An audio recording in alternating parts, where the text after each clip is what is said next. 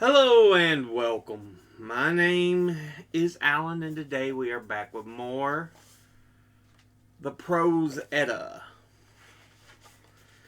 We are coming to. We finished the actual pieces of the Edda, but we're reading some extra bits here to get some information on everything here.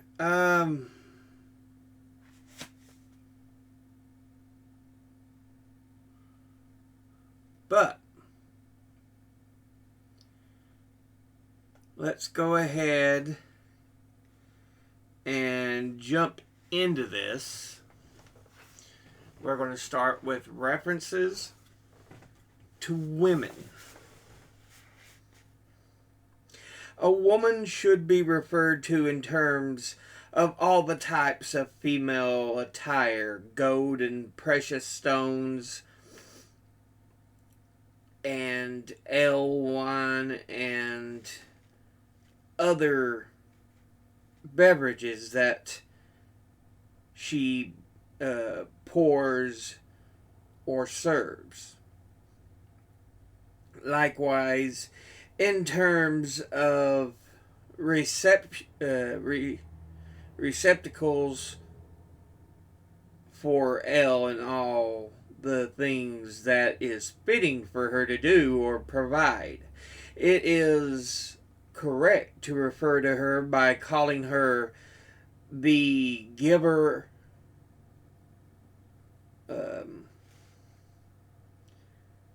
Celia, or disposer, log, of the thing that she shares. These words,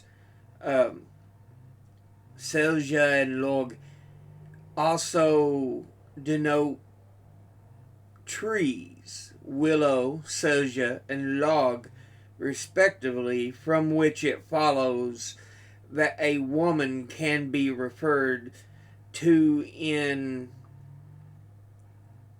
kennings with all the feminine gender words for types of tree.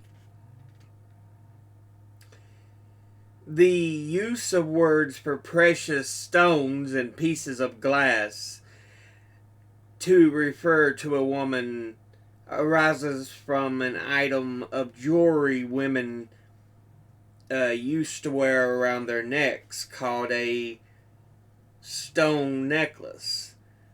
That has now been taken up by the kennings, so that a woman is referred to by using the word stone or all the names of specific types of stone. A woman is also referred to by using the names of all the goddesses, Valkyries, Norns, and female guardian deities. It is also correct to refer to a woman in terms of all her activities, possessions, or family. References to gold.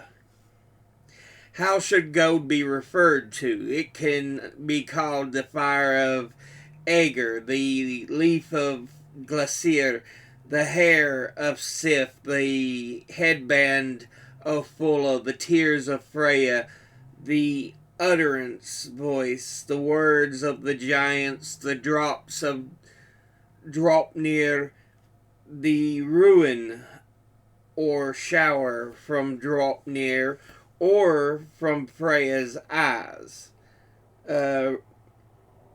Recompense for the otter, repayment for the blows struck by the gods, the seed of the plains of Firi,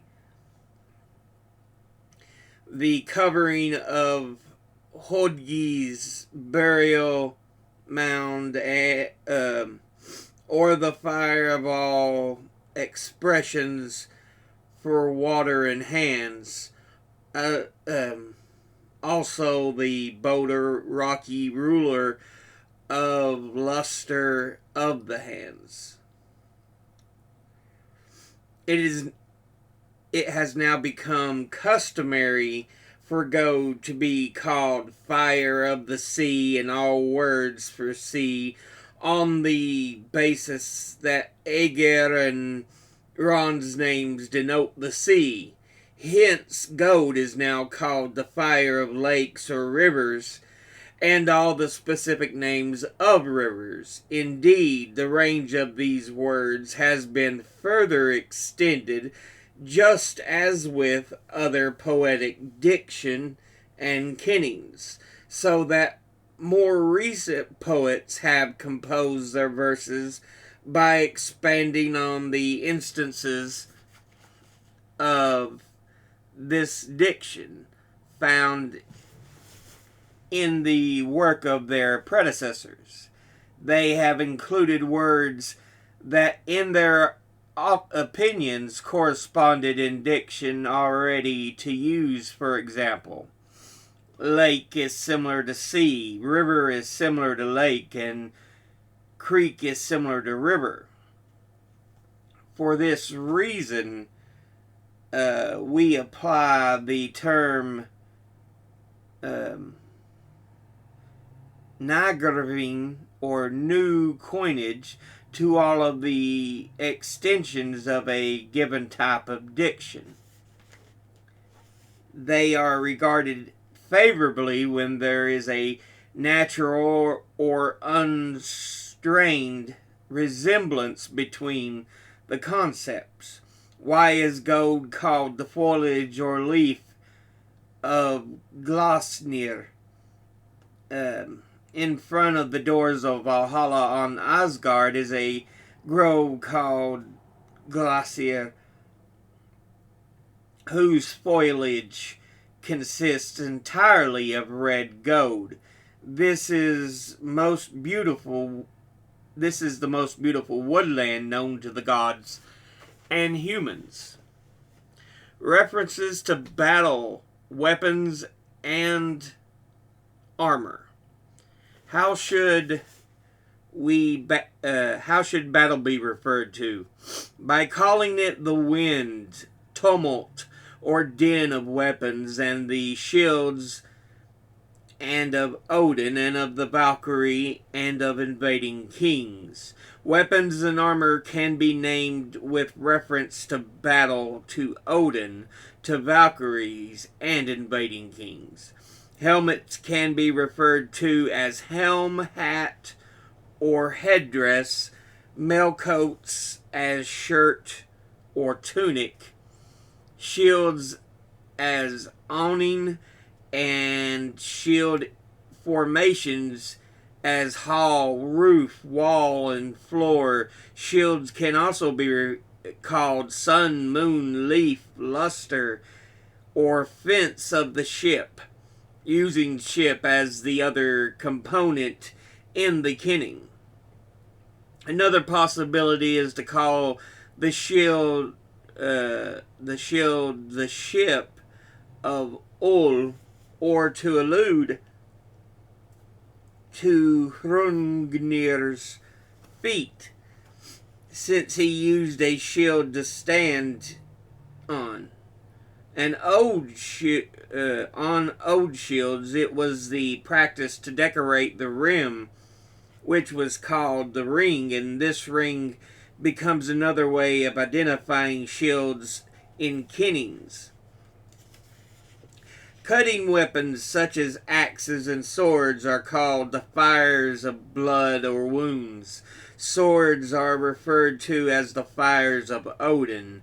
In kennings for axes, the name of a troll woman is used, combined with an expression for blood, wound, forest, or wood. Thrusting weapons can be frequently referred to as hail, snowfall, or rainstorm. There are numerous variations on all these kenning types, because so much poetic composition is in the form of praise poems, which make particularly heavy use of such kennings. Reference to ships. How should a ship be referred to? By calling it the horse, animal, or ski of sea kings, the sea rigging or wind. References to Christ. How should Christ be referred to?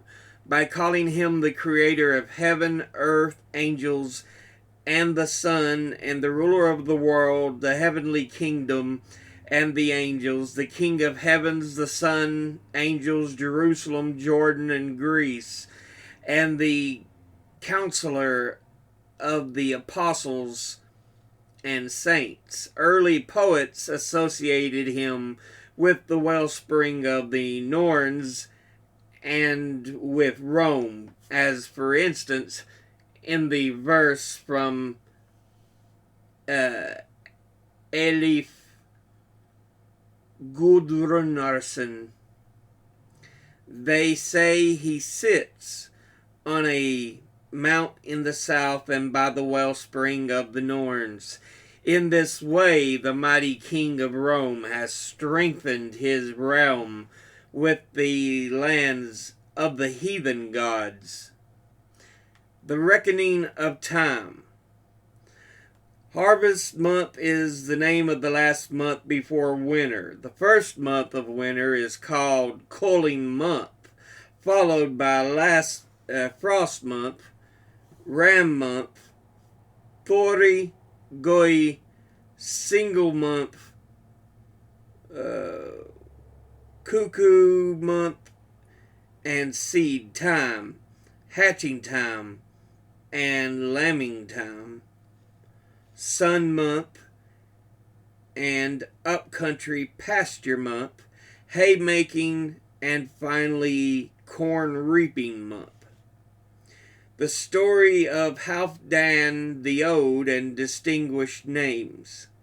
There was a king called Halfdan the Ode, who was the greatest of all kings. He organized a big sacrifice in midwinter, intending to secure the destiny of living in his kingdom for 300 years, but he received the answer that he would live no longer than a very protracted single lifetime. On the other hand, for 300 years his lineage would contain no women and lowly ranked men. He was a great man for raiding expeditions and made extensive forays in the eastern region.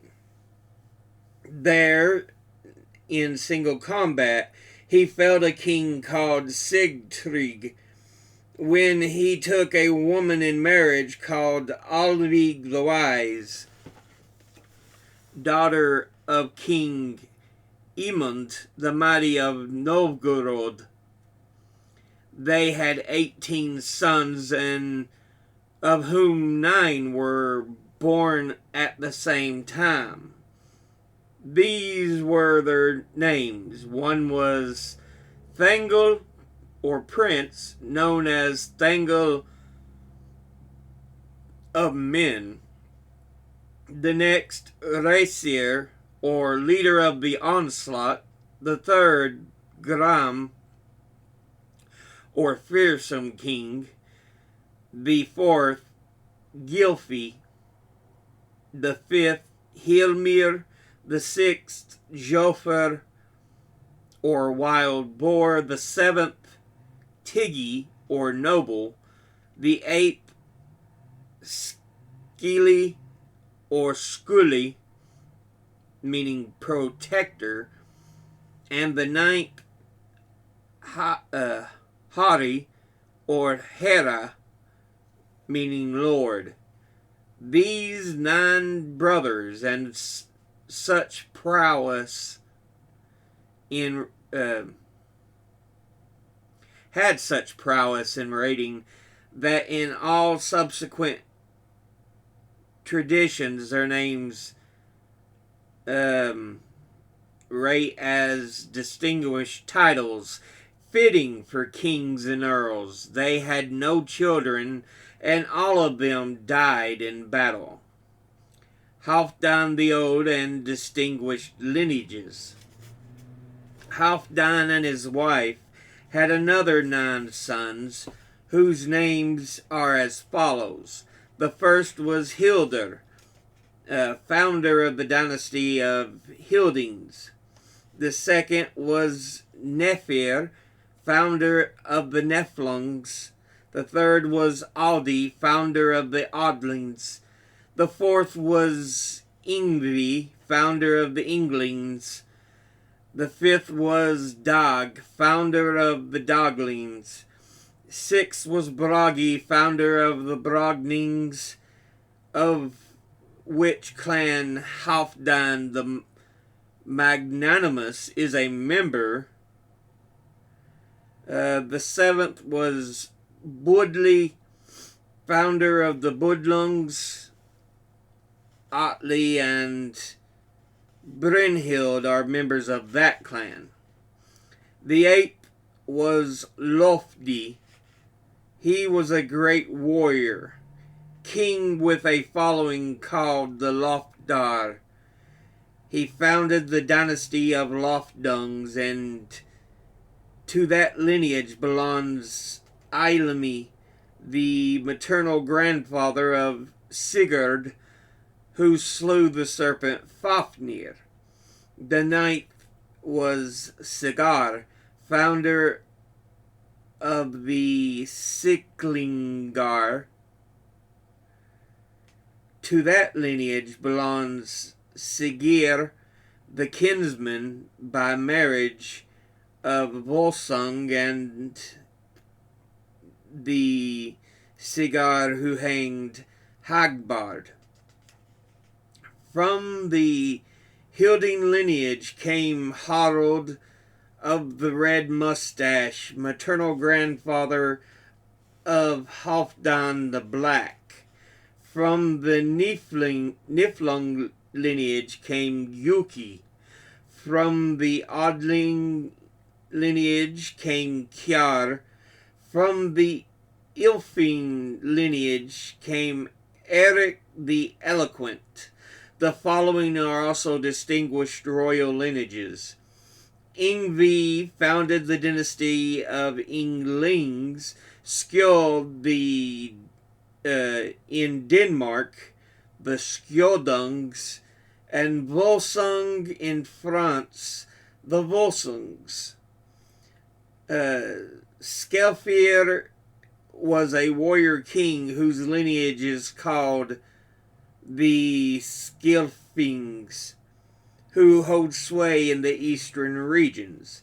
The lineages listed above are all mentioned in poetry as names of great distinction. References to poets. Poets are called grepper, and it is appropriate in poetry, if one wishes to refer to any kind of man with that word. The men who formed King Half's war band were called Reker. From that name, warriors can be called Reker.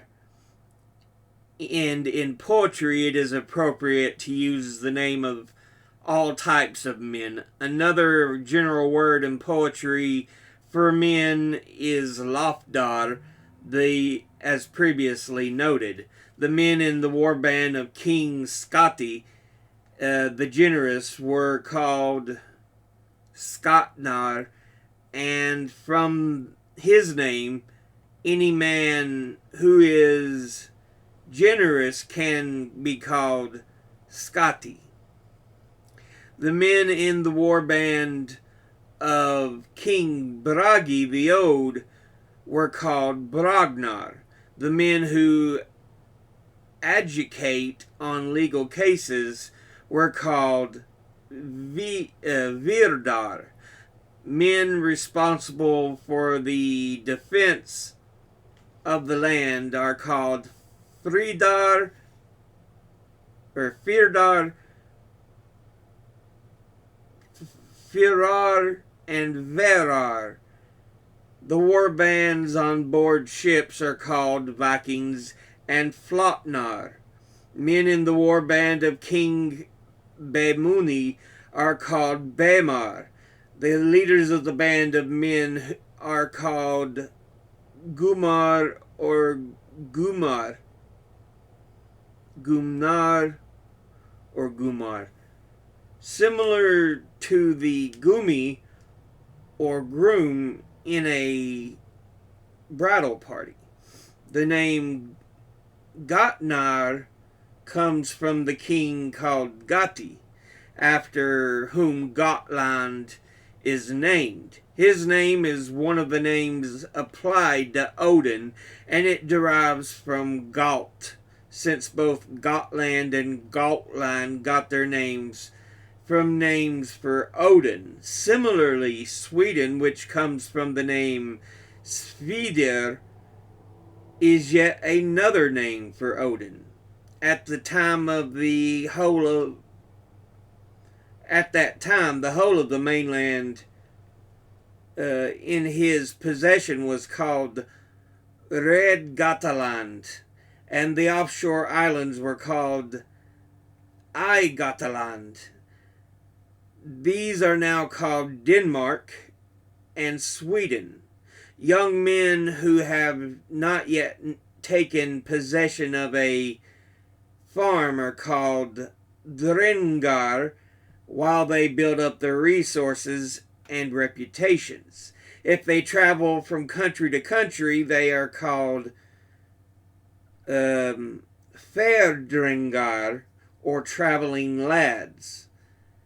If they serve kings, they are called the King's Drengar, and the same designation is used for men who serve magistrates and property holders, and for men who are ambitious and manly.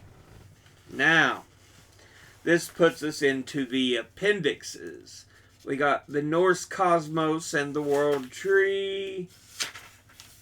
Appendix 2 is the language of the Skalds, Kennings, and Heti. Appendix 3, Eddic poems used as sources in Gylfaginning. Then we got genealogical tables.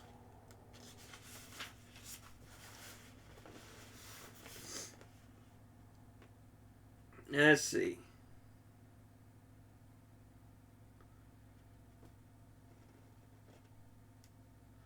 Yeah.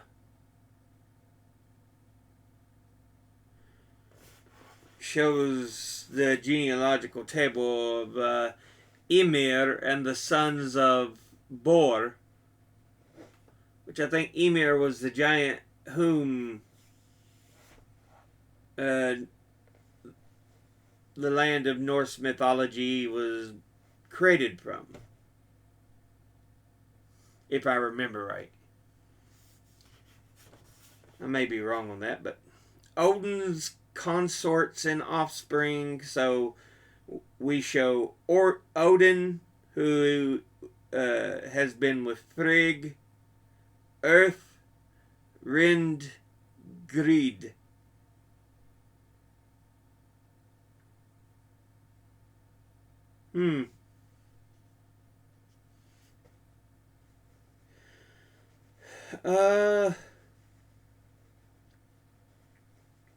Also, apparently, Nep.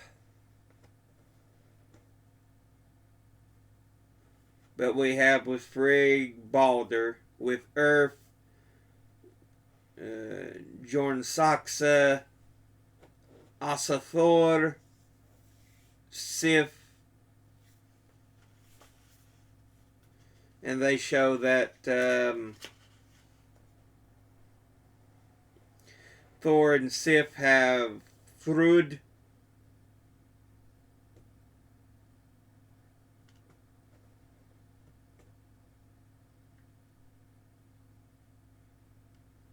Jarnaxa,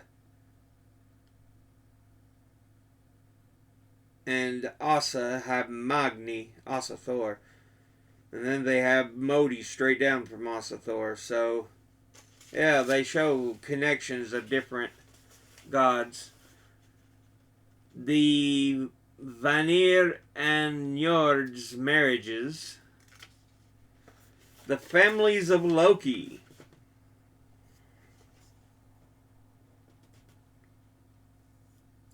Let's see. We have Loki, who brings into existence Vali,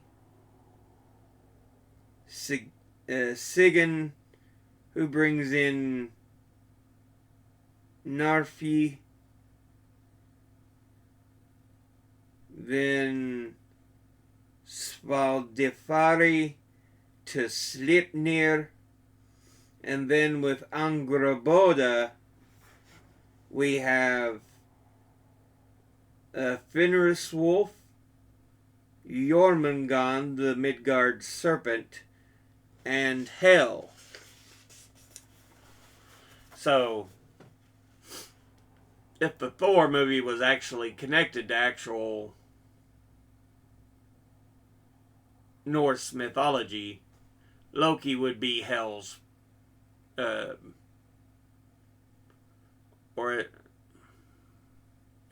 would be Hela's father. So yeah, the three marriages of Night, the family of Sun and Moon, and Vidfinn's children, the practitioners of magic. Then they have several notes.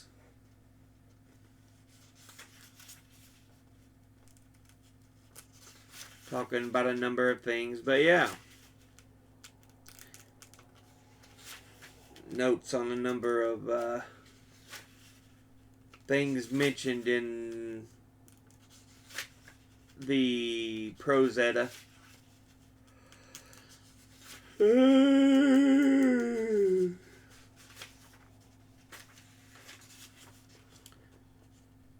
Notes, more notes.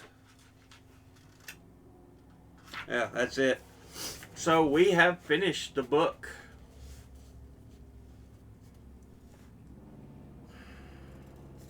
We are done. So I guess I need to pick out a new book for next Thursday.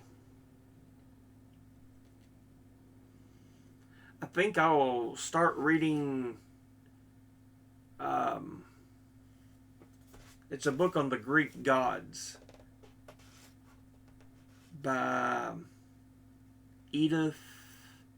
I cannot remember. But she's actually a scholar on Greek mythology and stuff. So it's again, it's kind of like the Prose Edda. It contains a good portion of Greek mythology, but it don't contain everything, because you really have to get into a lot of books